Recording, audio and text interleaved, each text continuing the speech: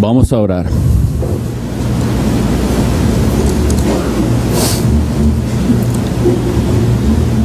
Bendito Dios, te damos gracias por concedernos una vez más estar aquí en el día del Señor para adorarte, para exaltar a tu Hijo Jesucristo, por quien tú das perdón de pecados y vida eterna a todo aquel que cree. Al haber leído tu santa palabra, rogamos por cada uno de nosotros y por tus iglesias. Tú conoces lo más profundo de nuestro ser. Líbranos, Señor, de sentir que somos ricos y haznos ver nuestra pobreza espiritual y nuestra indignidad aparte de Cristo, que en Él seamos ricos. Líbranos, Señor, de ceguera espiritual. Haz que podamos vernos como tú nos ves a la luz de tu palabra. Haz que si estamos vestidos sea de la justicia perfecta de Cristo, esas vestiduras blancas que tú prometes a todo el que se arrepiente y viene a Jesucristo tu Hijo. Hoy suplicamos que trates con nosotros, que tu Espíritu Santo descienda con poder para quebrantar nuestros corazones que se endurecen por el pecado. Haz, Señor, que tu palabra sea como ese colirio que necesita nuestros ojos para ver las cosas que debemos ver. Líbranos de jactancia, vanagloria o justicia propia y haznos humildes de corazón.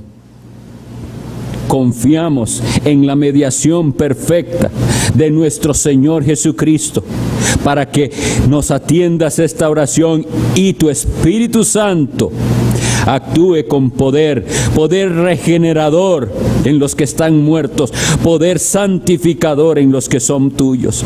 Para la gloria de Cristo y en su nombre es que oramos. Amén. Pueden sentarse.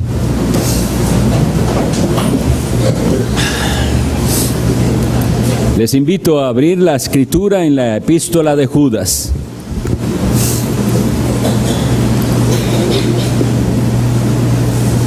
En la serie de sermones basados en la epístola de Judas, vamos por el versículo 11. Entonces voy a leer para ustedes en la epístola de Judas del versículo 1 hasta el 11.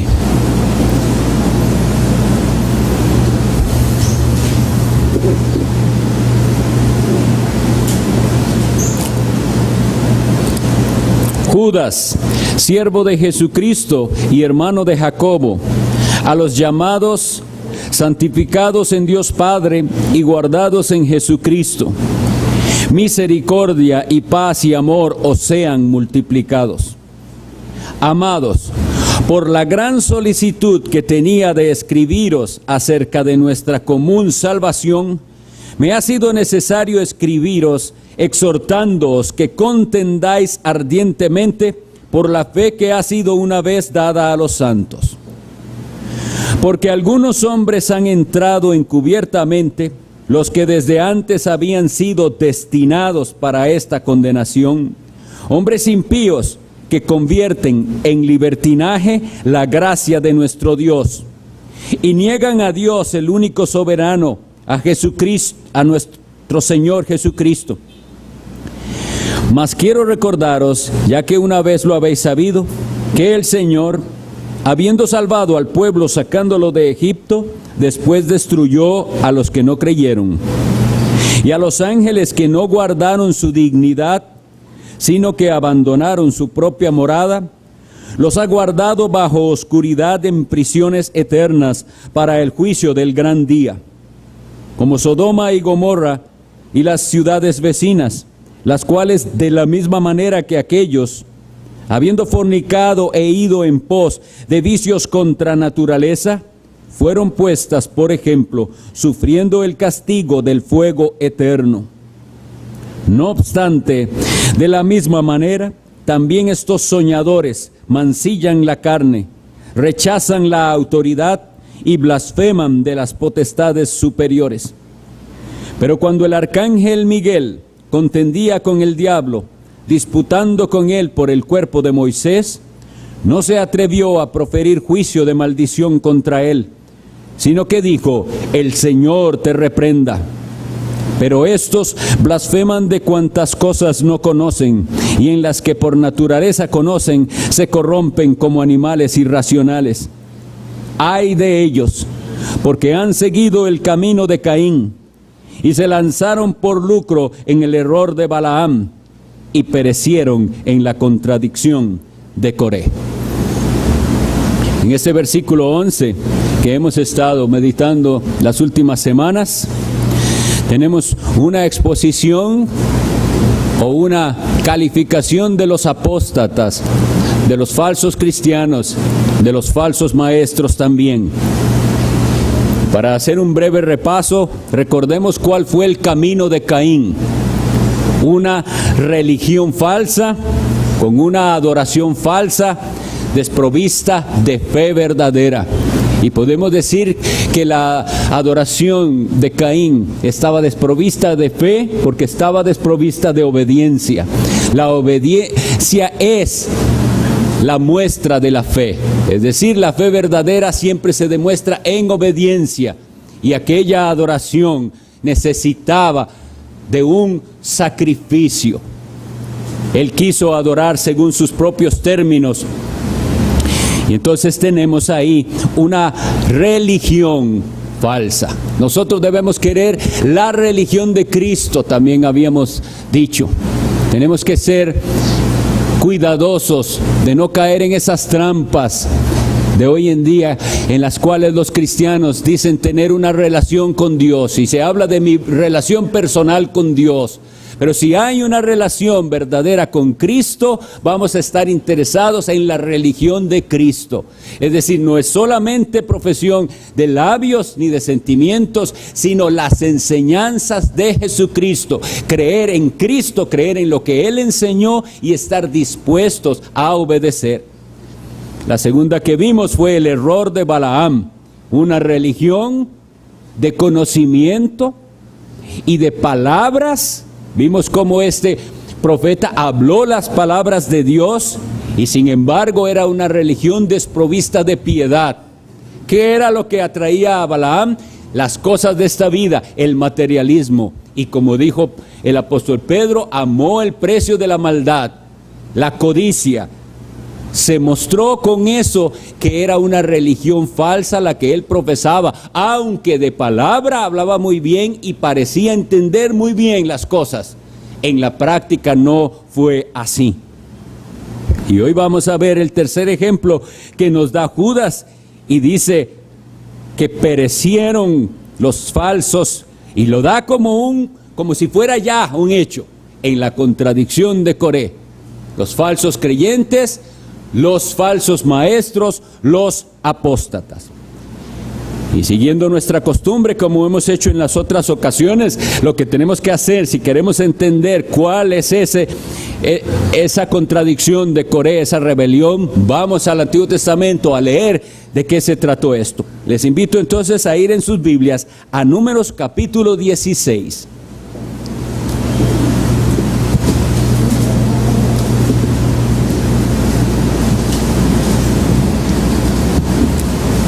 Y vamos a leer los 34 versículos. Por favor, estemos muy atentos a la lectura. Si ponemos atención, todo lo demás va a ser más fácil de aclararlo o explicarlo. El libro de los Números, capítulo 16.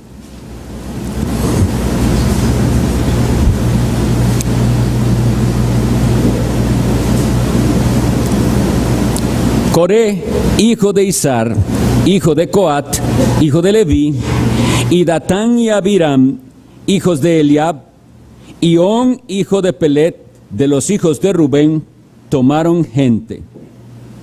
Y se levantaron contra Moisés con 250 varones de los hijos de Israel, príncipes de la congregación, de los del consejo, varones de renombre. Y se juntaron contra Moisés y a Aarón y les dijeron: basta ya de vosotros, porque toda la congregación, todos ellos son santos, y en medio de ellos está Jehová. ¿Por qué pues os levantáis vosotros sobre la congregación de Jehová? Cuando oyó esto, Moisés se postró sobre su rostro. Y habló a Coré y a todo su séquito, diciendo: mañana mostrará Jehová quién es suyo y quién es santo, y hará que se acerque a él, al que él escogiere, él lo acercará a sí. Haced esto: tomaos incensarios, Coré y todo su séquito, y poned fuego en ellos, y poned en ellos incienso delante de Jehová. Mañana, y el hombre a quien Jehová escogiere, aquel será el santo. Esto os baste, hijos de Leví. Dijo más Moisés a Coré: oíd ahora, hijos de Leví.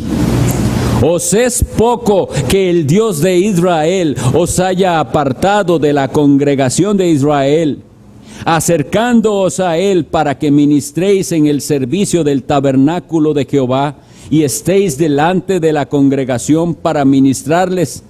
Y que te hizo acercar a ti y a todos tus hermanos los hijos de Leví contigo.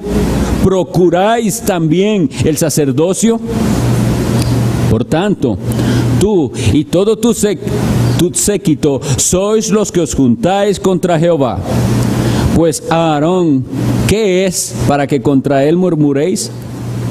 Y envió Moisés a llamar a Datán y a Abiram, hijos de Eliab, mas ellos respondieron: no iremos allá. ¿Es poco que nos hayas hecho venir de una tierra que destila leche y miel para hacernos morir en el desierto, sino que también te enseñorees de nosotros imperiosamente? Ni tampoco nos has metido tú en la tierra que fluya leche y miel, ni nos has dado heredades de tierras y viñas. ¿Sacarás los ojos de estos hombres? No subiremos.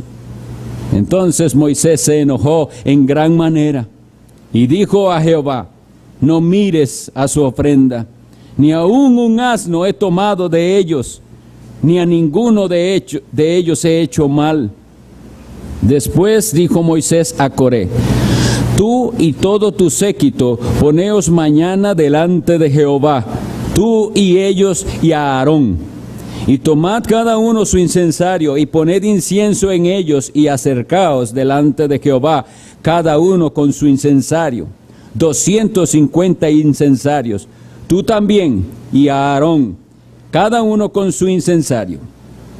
Y tomó cada uno su incensario, y pusieron en ellos fuego, y echaron en ellos incienso, y se pusieron a la puerta del tabernáculo de reunión con Moisés y Aarón. Ya Coré había hecho juntar contra ellos toda la congregación a la puerta del tabernáculo de reunión. Entonces la gloria de Jehová apareció a toda la congregación. Y Jehová habló a Moisés y a Aarón diciendo: apartaos de entre esta congregación, y los consumiré en un momento. Y ellos se postraron sobre sus rostros y dijeron: Dios de los espíritus de toda carne, ¿no es un solo hombre el que pecó? ¿Por qué airarte contra toda la congregación? Entonces Jehová habló a Moisés diciendo: habla a la congregación y diles: apartaos de en derredor de la tienda de Coré, Datán y Abiram. Entonces Moisés se levantó y fue a Datán y a Abiram, y los ancianos de Israel fueron en pos de él.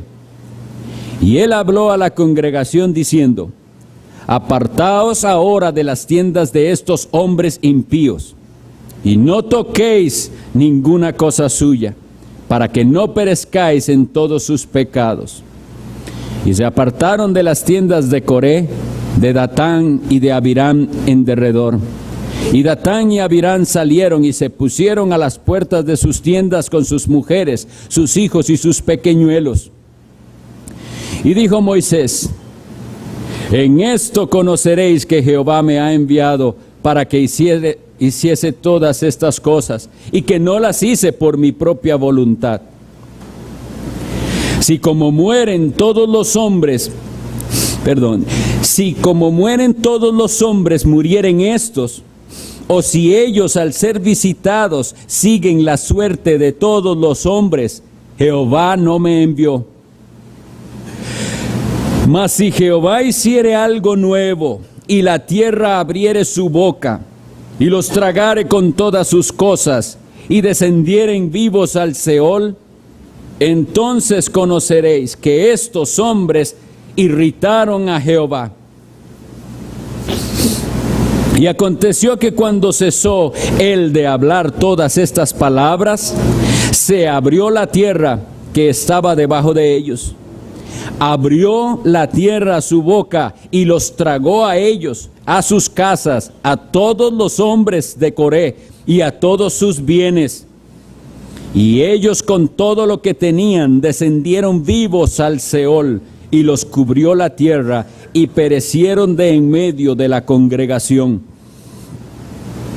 Y todo Israel, los que estaban en derredor de ellos, huyeron al grito de ellos, porque decían: no nos trague también la tierra.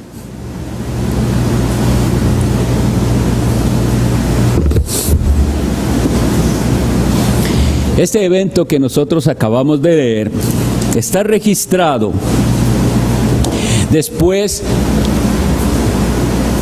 de la lapidación de un hombre que había quebrantado el día de reposo, el sábado, que era para los judíos, y también después de la promulgación de leyes sobre las ofrendas. Eso es lo que tenemos antes de este relato.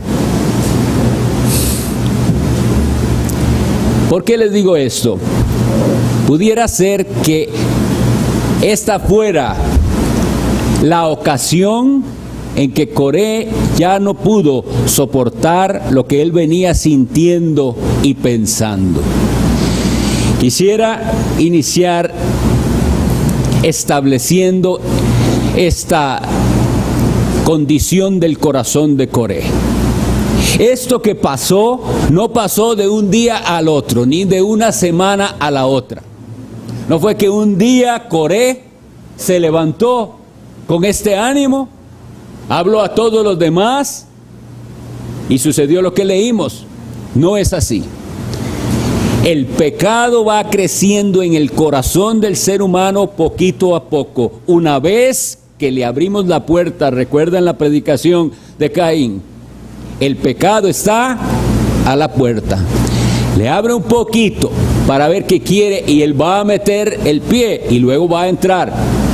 Y como también había hablado con otros hermanos, hay gente que no es que le abrió un poquito, tiene la puerta abierta y el enemigo toma ocasión y entra a destruir. Entonces, aunque no sabemos el momento específico en que estas cosas ocurrieron, es muy posible que fuera pesado para Coré el recibir las leyes de Dios. Porque vean, las leyes sobre las ofrendas eran muy específicas. Lo harás de esta manera, traerás tantos corderos, tantos carneros, para esto de una manera, para esto de la otra manera, tantas veces. Y era un establecimiento de reglas para el culto. Y luego viene este episodio en el que dice la Biblia que no se sabía qué había que hacer con el que había quebrantado el día de reposo. Y Moisés va y consulta a Dios, y Dios lo que dice es: muera, la congregación debe apedrearlo. Hermanos, si nosotros leemos cosas como esta y no nos da temor, nuestras conciencias están muertas. Debe darnos temor. El Dios al que nos acercamos es santo, pero al inconverso no le gusta la santidad. Al falso creyente no le gusta, y eso le va a generar una molestia, y eso va a ir creciendo en su corazón poco a poco, hasta que se va a revelar en una contradicción como esta, o se va a presentar en lo que aquí se dice la rebelión de Coré. Tenemos en el Nuevo Testamento la otra palabra contradicción, que también es importante y luego veremos. Pero bueno, viene este hombre, Coré, y según lo que él dice, Moisés hace parecer a Moisés como un opresor, hace parecer a este hombre de Dios como un tirano. Y hay algo muy atractivo en la forma en que él presenta y logra captar la atención del pueblo. Hay esa tendencia a pensar en una democracia y que eso es para la gente lo máximo, lo mejor, el que todo mundo tenga voto y que se haga lo que la mayoría quiera. La democracia, así es como se ha visto también en nuestros días. Y no voy a quedarme ahí, yo sé que la democracia tiene cosas muy buenas, en tanto esa sociedad que abraza una democracia tenga por encima la ley de Dios. Si no está la ley de Dios por encima de las cosas, lo que la mayoría diga no es nada seguro. Una mayoría impía va a decidir mal. Una democracia será útil solamente si hay respeto por la ley de Dios. Pero vean la manera entonces atractiva en que Coré viene. Todos son santos, todo Israel, ellos son buenos, son santos. Ustedes nos están poniendo un montón de reglas y ustedes están imponiendo. ¿Qué es lo que están imponiendo Moisés y Aarón? ¿Qué es lo que está detrás de esto? Un sistema sacerdotal. Y eso es atractivo a los... El negar esto es atractivo al pueblo. Qué bueno sería estar sin este montón de reglas que nos ha impuesto Moisés, ni este montón de ofrendas que hay que llevar a Aarón y a su familia, porque ellos eran los que tenían el sacerdocio, ¿verdad? A Aarón.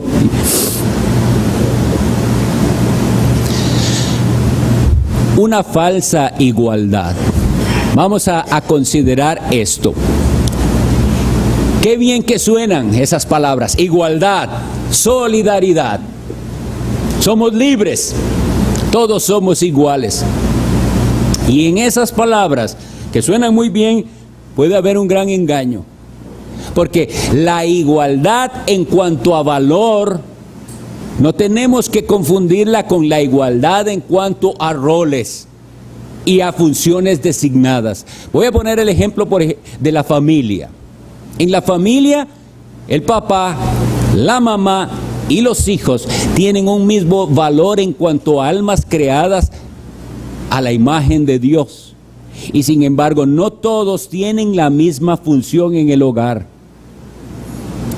Funciona muy mal una familia en la cual todas las decisiones y lo que se va a hacer o no hacer lo traemos a votación. Supongamos que sea papá, mamá y 2 o 3 hijos. Y entonces, ¿qué vamos a hacer? Bueno, a votar. A ver, ¿qué quiere usted, mamá? ¿Qué quiere usted, niños? Y ellos siempre van a ser mayoría, o por lo menos en muchos casos. No funciona así. Dios asignó el liderazgo al varón y a la mujer el apoyo a ese liderazgo. Y a los hijos, ¿qué les asignó? Obedecer.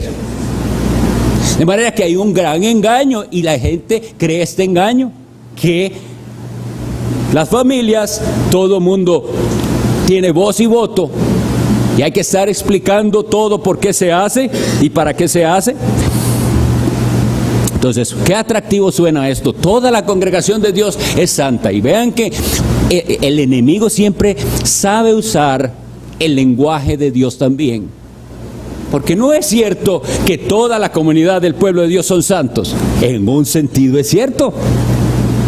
¿Entienden? El enemigo usa lenguaje piadoso y santo en su engaño. ¿Somos santos en qué sentido? ¿Era santo todo Israel en qué sentido? En que Dios los sacó y los apartó, el pueblo de Él. En ese sentido son santos. Pero Coré viene para quitar la diferencia o para querer hacerle pensar al pueblo, tenemos que quitar este gobierno tiránico de sobre nosotros, sin entender que era el gobierno mismo de Dios contra lo que ellos se estaban rebelando. Ahora, algo muy interesante que se ve, nada más es de observar en los países, en los gobiernos y en sociedades, este mismo resultado. Este Coré, que parecía venir en defensa del pueblo oprimido, para que todos somos santos, todos podemos hacer las cosas bien, sin la necesidad de que ustedes nos impongan estas reglas, él andaba detrás de algo. ¿Qué dice el versículo 10 de ese capítulo que leímos? En la parte final, Moisés le pregunta, ¿procuráis también el sacerdocio? Bueno, y Moisés habla con verdad y era un hombre de Dios y él sabía que había algo detrás de todo esto. No es que simplemente queremos que las cosas mejoren, es que hay un afán de poder. Y muchas veces aquellos que critican a los que están en autoridad y quieren quitarlos de su lugar, no están pensando en el pueblo, están pensando en que ellos desearían estar en esa posición de autoridad. Es falso. Su corazón anhela, como les decía, anhela esas posiciones de preeminencia. En todo esto que nosotros vamos a hablar, como siempre les digo, necesitamos identificar a los falsos cristianos, a los apóstatas, pues, y a los falsos maestros. Pero la semilla de ese pecado puede estar también en nuestros corazones y tenemos que luchar contra eso. Vemos que en todo esto que sucedió hay un rechazo a la autoridad. En el versículo 12 leemos así, que cuando Moisés mandó a llamar a Datán y a Abiram, ellos dijeron, no iremos allá. ¿Recuerdan lo que hemos venido estudiando? Rechazan la autoridad. Hermanos, si hay algo contra lo que nosotros tenemos que pelear, que está en el mundo y que se mete en nuestras familias y en la iglesia, es un rechazo a la autoridad. Nadie quiere hacer caso. Todo mundo quiere hacer lo que les da la gana y cuando les da la gana. Esa es la realidad. No hay deberes. Lo que hay es derechos y más derechos. Pero deberes no hay. Y eso es del maligno. Y si la gente asume deberes, los quiere hacer cuando ellos tienen ganas de hacerlo. Moisés manda a llamar a Datán y a Abiram y ellos se rebelan contra la autoridad y dicen, no iremos. Según ellos, y esta es la frase que ellos usan, que Moisés y Aarón se enseñoreaban del pueblo imperiosamente. Lo que sabemos por esto que hemos leído y por la referencia entonces de Judas es que la característica de ellos sigue siendo rechazan la autoridad. No quieren la autoridad, quieren ellos mismos ser su autoridad y muy probablemente ser ellos los que imponen su opinión y sobre los demás.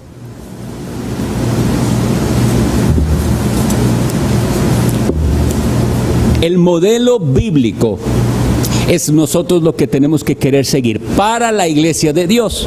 Y mucho de ello también vemos en el pueblo del antiguo pacto. En sombras, pero lo vemos ahí. Dios estableció claramente que no se puede uno acercar a Dios sin un mediador. Es la importancia del sacerdocio lo que se nos está enseñando en esto. En el caso de Coré. Y él está desechando el sacerdocio impuesto por Dios. Dios es el que llamó a Aarón a esta función indispensable para aquellos que quieren acercarse a Dios, porque nadie en ninguna época ha podido acercarse a Dios sin un mediador. Y Dios es el que elige quiénes son los líderes de su pueblo. Él pone las condiciones, es Dios el que lo hace. En la iglesia de Dios es igual. Dios fue el que, Jesucristo, Dios en la persona de Jesucristo, el que establece la iglesia del Nuevo Testamento, regida como la Biblia dice que se debe regir, con ancianos, con diáconos. Y nosotros hemos tenido en otras oportunidades estudios de 1 Timoteo 3, de Tito 1, donde nos dicen cómo deben ser esos líderes. No es como a nosotros se nos ocurra. El modelo de iglesia no es algo opcional. Nosotros hemos escuchado de ciertos movimientos que surgen en las iglesias que suenan atractivos a la gente, en el cual ya no hay pastores, nadie es pastor de la iglesia. Y la gente lo ve como algo positivo. Qué bien eso, una iglesia donde no hay pastores. Qué bien eso, una iglesia donde no hay esto y lo otro que es mandado por la Biblia, pero que no es agradable a la gente. Estos grupos se levantan como una herejía, como una división en la iglesia, promoviendo eso, una comunidad de fe donde no hay oficiales. Suena bien, pero hay un engaño satánico detrás de esto. Aquí había un engaño de parte de Coré, porque según vemos, él procuraba el sacerdocio. ¿Cómo podemos aplicar eso nosotros hoy en día? Bueno, hay quienes y hay grupos llamados iglesias a veces en los cuales los líderes se han puesto ellos mismos como mediadores y han enseñado a sus congregaciones a depender de esa mediación. Y los han hecho dependientes de ellos para muchas cosas. Nosotros tenemos que sostenernos en que la mediación necesaria es la de Cristo. Esa es la mediación única y perfecta, la de nuestro sumo sacerdote. Y como les decía, entonces, detrás de eso, ellos se están poniendo como mediadores, como en la función sacerdotal. Tenemos que ser cuidadosos. No es lo mismo la función pastoral que la función sacerdotal. Tenemos que entenderla bien. Y los oficios que el Señor mandó para su iglesia deben estar en su iglesia, no son opcionales.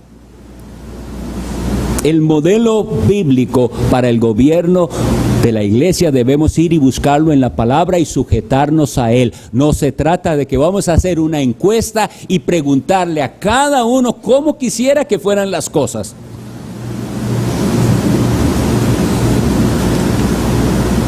Porque detrás de eso hay un gran engaño. Sea cual sea, pero yo suelo poner este como ejemplo, la forma de culto. Vamos a consultarle a todos cómo es que quieren ustedes que sea el culto. Y entonces que sea la mayoría la que decida. Suena muy bien, no es bíblico. Y en cualquier otra cosa, no es la mayoría, no es el pueblo. Es la palabra de Dios y para eso el Señor designó entonces hombres que sí es la congregación la que tiene que confirmarlos. La congregación es responsable delante de Dios de cuáles son los oficiales que ellos han ordenado y consagrado. En ese sentido son responsables y luego esos ancianos delante de Dios de dirigir al pueblo constantemente en la palabra de Dios. ¿Cuál es la reacción del hombre de Dios, de Moisés, con respecto a esto que ocurrió? La Biblia dice, cuando oyó esto, Moisés se postró sobre su rostro. El verdadero siervo de Dios sabe quién lo puso ahí y sabe que Dios lo va a defender.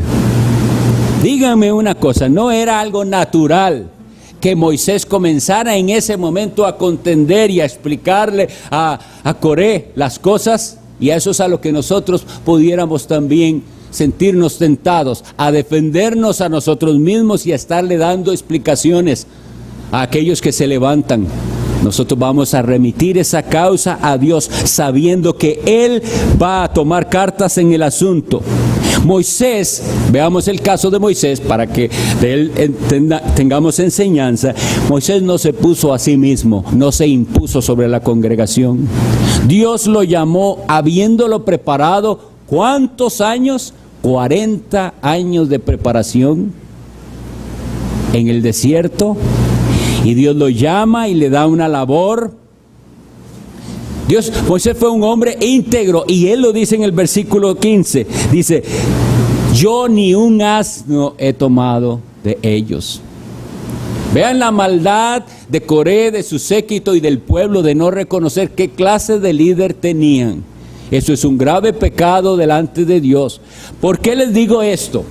Porque he visto gente siguiendo a hombres que son como Balaam, que buscan enriquecerse, y los siguen fielmente y nunca jamás los critican. Los siguen. Y en cambio, gente que está en iglesias bíblicas donde los pastores han sido ordenados bíblicamente y se atreven a irrespetarles y a hablar mal de sus líderes. Hombres que no viven de lucro, hombres que no están buscando enriquecerse con la religión, y a esos, contra eso sí se levantan personas. Así que tengamos temor del Señor y pidámosle perdón cuando no apreciamos el liderazgo bíblico que Él ha establecido en la iglesia. Era tan falsa esa acusación de que ustedes se quieren enseñorear, que quisiera nada más recordarles el evento en Números 11:29, cuando vino el Espíritu Santo, porque ya la congregación se regía, como vemos aquí, por ancianos, y ese modelo nos dice el propósito de Dios. Y el Espíritu Santo cayó sobre ellos.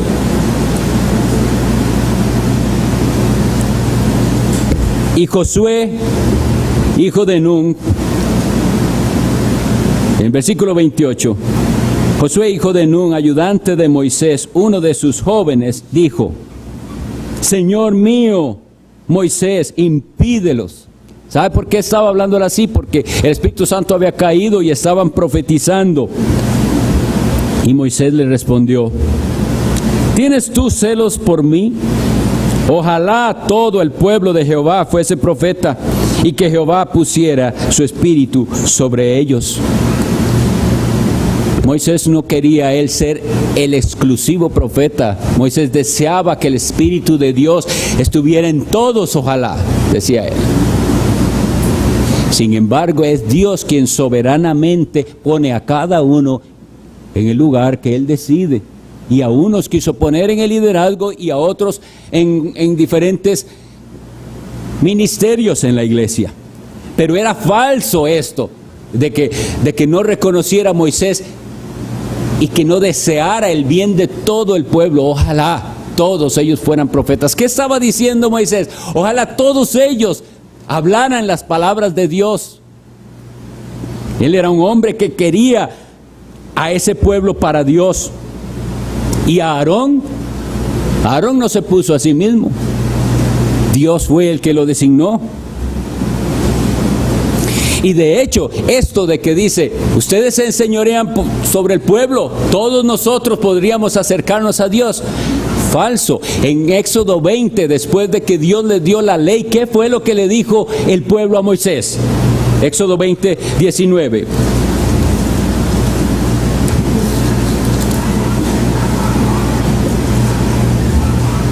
...18 y 19... Todo el pueblo observaba el estruendo y los relámpagos y el sonido de la bocina y el monte que humeaba. Y viéndolo el pueblo temblaron y se pusieron de lejos.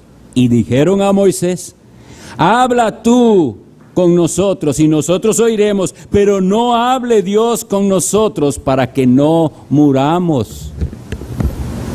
El pueblo fue consciente de lo santo que es Dios y de cuáles eran sus caminos. De manera que esta actitud de Moisés y de Aarón no fue cosa de ellos. Con Aarón nosotros tenemos una vez más enfatizo, la necesidad del sacerdocio, la necesidad de alguien mediando por el pueblo. Y quitar eso era creerse ellos dignos de entrar a la presencia de Dios, y era ser inconscientes de su pecado, porque es eso por lo que existe el sacerdocio. ¿Entienden? ¿Entienden lo que hay detrás del sacerdocio? No puedo presentarme ante Dios por causa de mi pecado, no puedo. Necesito quien se presente por mí. Necesito un mediador. Y quitarle el mediador a la religión es hacerla una religión falsa. Y como sabemos, por todo lo que se nos ha enseñado en la epístola a los Hebreos, aquel sacerdocio no fue perfecto y era una sombra, pero ahora nosotros tenemos la mediación perfecta de Cristo. Y de hecho, aquel pueblo antiguo pudo acercarse a Dios solamente en fe, porque nada de lo que hicieran, si no era en fe en el Mesías venidero, en fe en el sacrificio provisto por Cristo, por Dios mismo en Cristo, nada sería aceptado ni podrían acercarse delante de Dios. Bien, habiendo explicado, creo, muy brevemente el capítulo, quisiera que comencemos a aplicar a nuestras vidas, a nuestra situación como iglesia, a nuestra situación perteneciendo a un contexto cristiano en el país y en el mundo. Como les decía, nosotros vivimos en una cultura que exalta los derechos. Es una cultura realmente socialista, influida en gran manera por el marxismo. Lo que pasa es que no tienen que decirlo así, es de hecho que es así. ¿Me entienden? Los partidos políticos y los políticos y la gente no necesariamente tienen que llamarse a sí mismos comunistas o marxistas para estar aplicando esa ideología incorrecta. Esa ideología que predicaba algo tan atractivo como igualdad para todos y solidaridad. Pero estudiando esto recordé un libro que en la universidad algunos tal vez los pusieron a leerlo también, que se llamaba Rebelión en la Granja, de George Orwell, si no recuerdo mal. Y parecía también a aquella granja que se rebeló contra los granjeros que los explotaban. Qué bueno parecía eso cuando todos los animales se encargan de la granja. Pero detrás de eso había un grupito que quería gobernar sobre la granja y al final lo hizo. Y eran los cerdos. Y nunca se me olvida que ellos escribieron los 10 mandamientos de los animales. Y uno de ellos decía, todos los animales son iguales. Y algunos de los animales aprendieron a leer. Y iban a leer los mandamientos que parecían tan bien al inicio. Pero algunos tenían mala memoria o no sabían leer. Y los cerdos, cuando fueron tomando el poder, fueron modificando esos mandamientos. Y llegó el momento en que esos se convirtieron en los opresores y a hacer cosas que dañaron a los demás. Y lo que quiero llevarles es a esto. Eventualmente, algunos los veo sonriendo, se lo están recordando seguramente. Cuando fueron a leer el mandamiento que decía, todos los animales son iguales, ya decía, todos los animales son iguales, pero hay unos animales más iguales que otros. Y entonces lo que quiero poner es esto: la gente se deja llevar por esas palabras bonitas, seductoras de la igualdad, y no es eso lo que están buscando, es una ansia de poder, porque finalmente los que estén en la cúpula están buscando favorecerse a sí mismos. Hace años, el hermano Jaime Adams, el que escribió el librito Generación Decisoria, él era misionero en Colombia. Y él vio una manifestación en aquellos años contra el gobierno. Y la gente ahí se manifestaba y él decía, ¿qué es lo que está pasando? Y la gente decía, esto, que odiamos a los gobernantes y porque nos han oprimido y están corruptos, etcétera. Y entonces él decía, ¿y qué hay que hacer con ellos? Y la gente decía, matarlos. Y entonces él les preguntó, ¿y a quién van a poner a gobernar? Y él les decía, a usted, a usted, a usted. ¿Por qué les digo esto? Porque muchas veces los que están criticando a los que están en posición de autoridad, ellos mismos son corruptos y no podrían llevar a cabo la tarea, como pasó en este caso.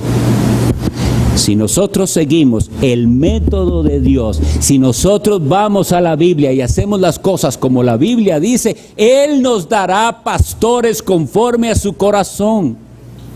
Él es el que va a cuidar a su pueblo, dándole pastores íntegros, no hombres codiciosos, no hombres con todas esas características que han dañado la imagen del liderazgo cristiano.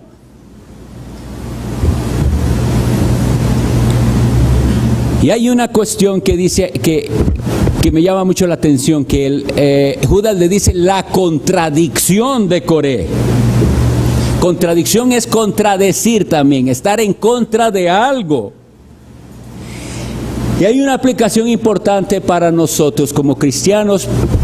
Hay gente que puede estar en su corazón y en su mente contradiciendo lo que se predica y siguen en la iglesia. Lo honesto es, si usted no cree que aquí se predica la palabra de Dios y si usted cree que nosotros no estamos siguiéndola, usted hace mal en seguir aquí. Debe buscar una iglesia que usted vea que interpreta bien la palabra de Dios. Pero ese sentimiento de contradicción en su mente y en su corazón va a ir creciendo y creciendo y va a contaminar su vida y envenenarla de manera que usted no va a poder seguir a Cristo bien. Así que sea sincero. Si lo que aquí se cree y se predica no es lo que usted cree, entonces esta no es la iglesia para usted. No haga como Coré, que dejó que aquello fuera carcomiendo su alma para llegar a este punto.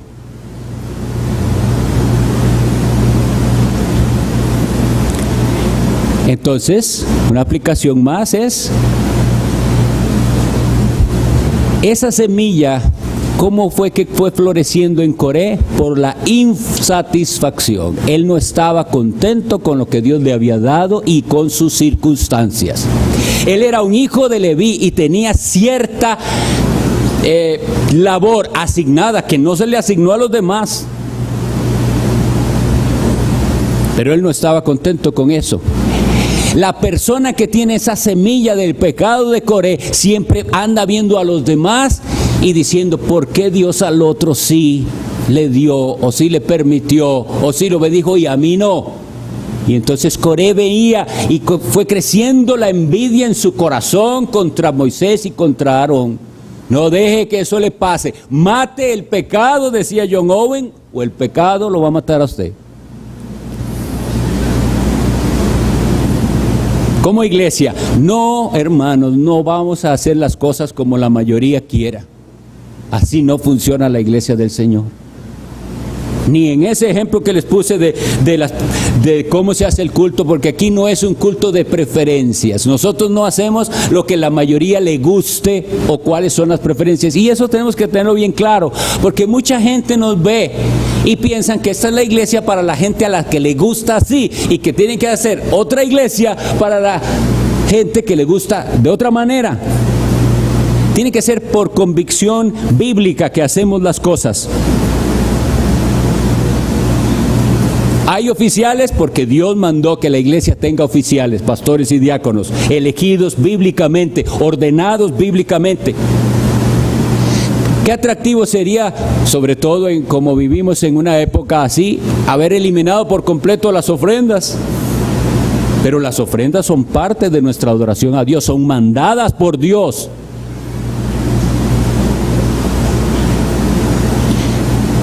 Hermanos, el pecado de la falta de contentamiento con nuestra posición, con nuestra situación y nuestras circunstancias en las que Dios nos colocó, es lo que nos va a llevar a peores pecados.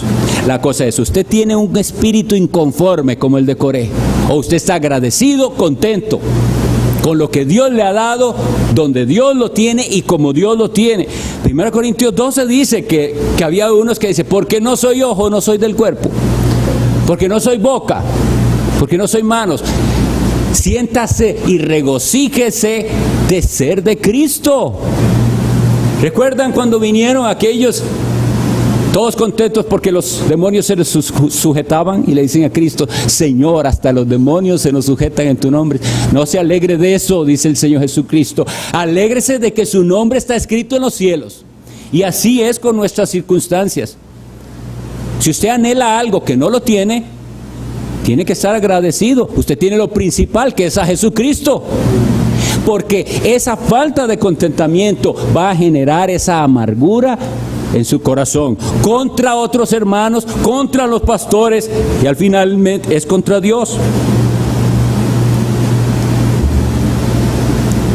La aptitud y la idoneidad y el carácter de los que sirven de manera pública.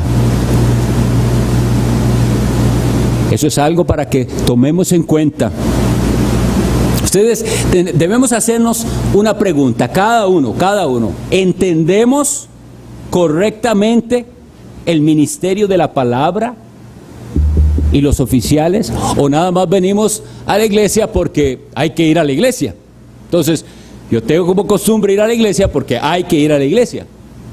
No, la iglesia existe por mandato de Dios. No existe cristianismo sin iglesia. Y esa iglesia tiene que estar constituida bíblicamente y el liderazgo bíblicamente. El reto es, si no lo entendemos, podemos caer en esta trampa del pecado de Coré.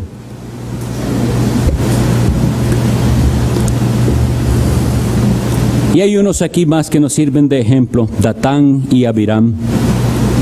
Estos tenían, si tenían el mismo pecado, tenían algo más por qué quejarse, porque ellos ni siquiera eran de la tribu de Leví, eran de la tribu de Rubén.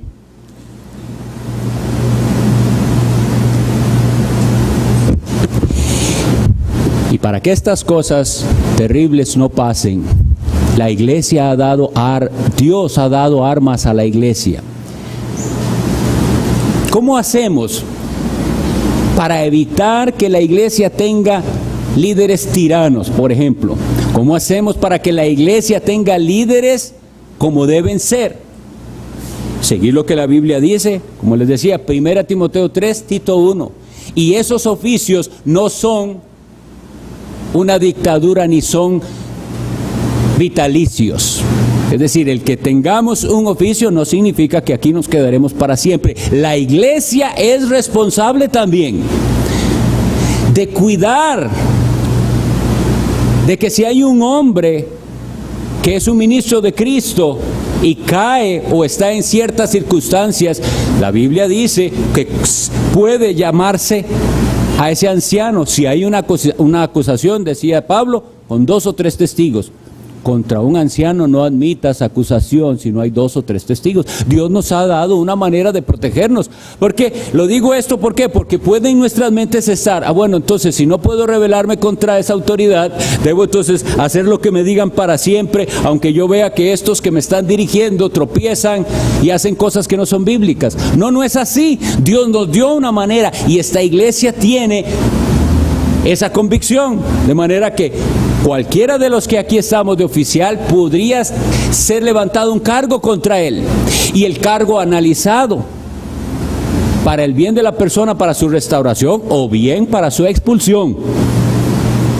¿Entienden? O bien para su expulsión. Cuando las iglesias no tienen manera de quitar a sus líderes, ahí sí estamos en un gran problema, porque nosotros ya no tenemos profetas al estilo del Antiguo Testamento. Y por eso es que muchas iglesias están mal, porque los que están predicando dicen que Dios les habla. Y ellos tienen una comunicación directa con Dios que el pueblo parece que no lo tiene. Entonces, ¿cómo ese pueblo puede quitar a un hombre que habla de parte de Dios? Ahí se cerró la oportunidad. Y eso es una oportunidad de corrupción en el liderazgo. En cambio, nosotros, en el temor del Señor, sabemos que los líderes que haya en la iglesia tienen que ser bíblicamente elegidos y ordenados y cuidados. Y cuidar que ellos se mantengan así. Pero, terminamos diciendo, Hebreos 13:17 dice: obedeced a vuestros pastores y sujetaos a ellos. No es una sugerencia, no es si a usted le parece. Si usted hace lo que Datán y Abirán hicieron, usted está en ese pecado. Los pastores pueden llamar a cualquiera de los miembros y decirle: venga, hermano, tenemos que hablar. Los pastores son obispos, es decir, vigilantes de las ovejas, y pueden llamar, y ninguna oveja está en la posición de simplemente decir: no quiero ir. Y ese no quiero ir no puede que no con palabras se lo esté diciendo, pero se cita a la persona, se le llama por teléfono, nunca está la persona, no viene a las reuniones que se le citaron, siempre algo pasó. Cuídese, ese pecado de Datán y Abiram. No iremos, simplemente no hay disposición de ver qué tienen que decirme a mí los hombres que Dios puso en la iglesia para cuidar la iglesia y cuidar mi alma. Y ahí es donde quisiera terminar.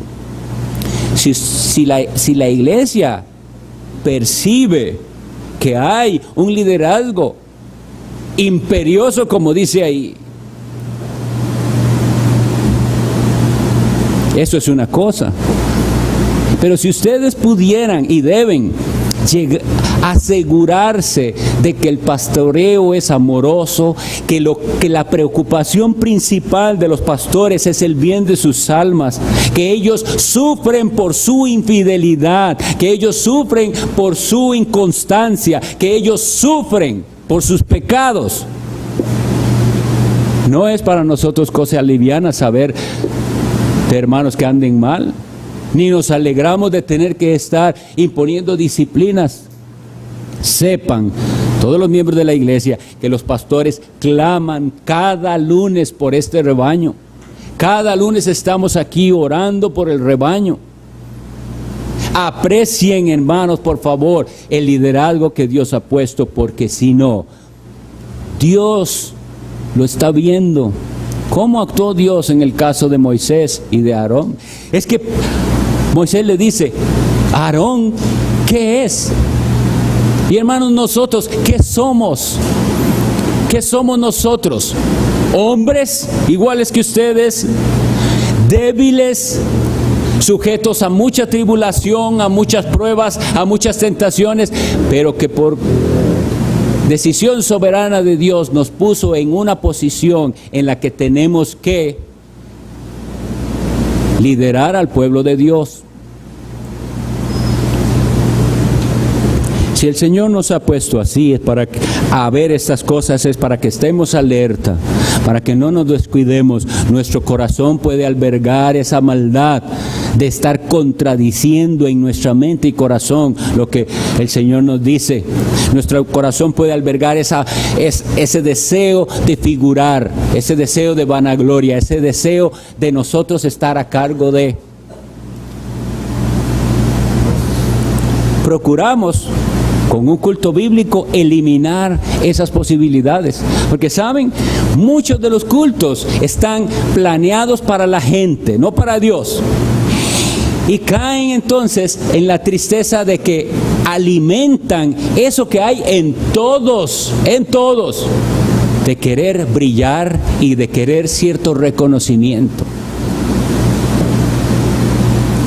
Por eso hay especiales musicales, y entonces la persona que dice que lo hace para honra y gloria del Señor, en el fondo de su corazón está teniendo lo que quería, un reconocimiento y un aplauso. Entonces, con esas cosas nosotros evitamos a la persona caer en eso, pero seamos cuidadosos, porque esa persona podemos ser nosotros. ¿De qué manera está usted en riesgo de caer en esta contradicción de Coré?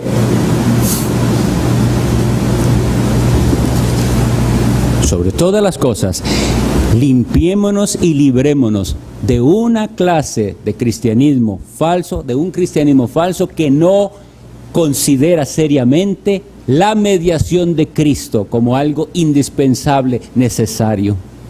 Tenemos tal sumo sacerdote, que traspasó los cielos. Fue hecho así por Dios, más sublime que los cielos, sentado a la diestra del Padre. Y de ahí, ¿qué hace Él ahí? Intercede por nosotros. Si su fe no es cristiana, que dice tener, no tiene esta luz y esta comprensión de cuánto necesita usted de ese mediador, usted no es cristiano. Cada vez que usted dobla sus rodillas a orar, cada vez que usted menciona a Dios para algo, cada vez que usted canta, cada vez que usted viene aquí y da ofrenda y está en el culto, nada de eso, ni una pizca de eso es recibido por Dios, si no es por la mediación de su Hijo Jesús. Y entonces el Señor nos ha hablado. ¿Por qué es que hay tibieza? ¿Por qué una iglesia puede llegar a ser como esa que leímos de la Odisea? Tú dices, yo soy rico, y Cristo le dice, usted es un pobre, desventurado y ciego. Esos que llegaron a ese punto dejaron de entender cuán necesaria es la mediación de Cristo y se volvieron en rebeldes, vanagloriosos, con una religión falsa. Vamos a orar.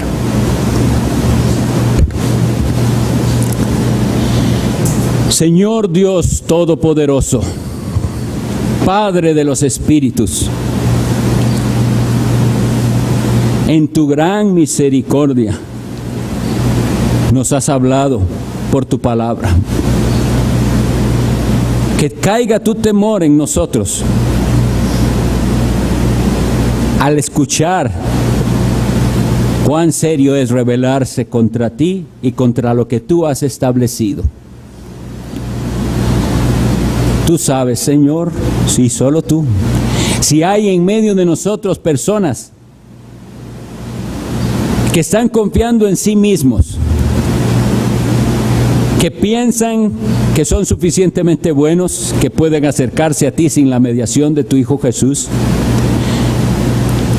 que hoy puedan ver claramente su horrible condición delante de ti, que hoy puedan ir a ti clamando por perdón, por salvación, y que tú hoy otorgues vestiduras blancas de justicia, de la justicia de Cristo, a todo el que se arrepiente y cree.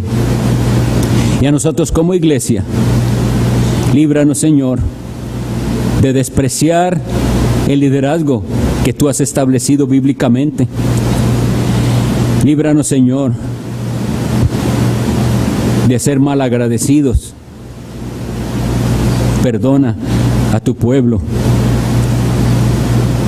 y haznos brillar con la luz de Cristo, y haznos humildes, y haznos una congregación de verdaderos santos. Mira las acechanzas del enemigo. Protégenos, Señor. Líbranos del maligno y no nos dejes caer. Lo pedimos en el nombre de Jesucristo, tu Hijo. Amén. Por favor, de pie, vamos a cantar una estrofa del himno.